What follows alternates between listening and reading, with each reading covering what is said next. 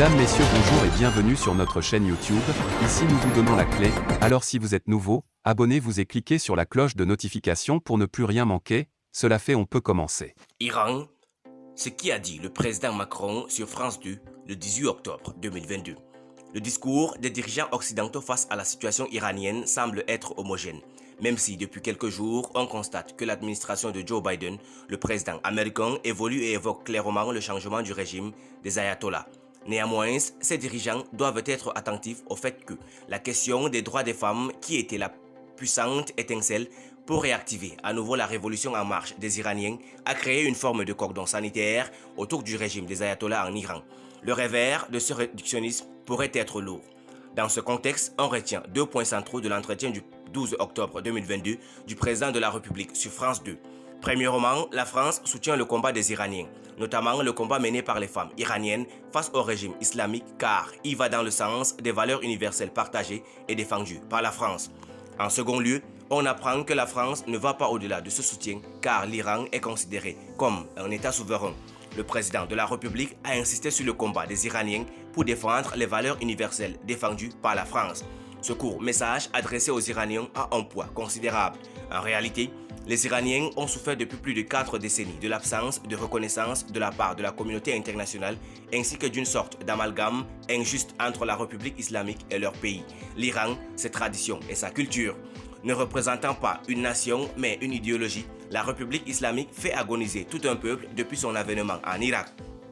L'admiration et le soutien du président de la République ont été adressés à une population qui, pour la première fois depuis 43 ans, a réussi à dégager véritablement ses horizons d'attente, ce qui était jusqu'ici si sombre et douteux.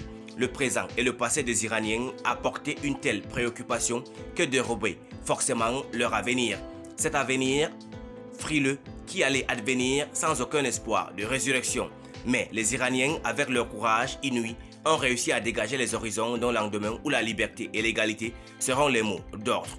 Les Iraniens sont en train de montrer au monde qu'ils partagent et qu'ils se souviennent des valeurs universelles de l'humanité.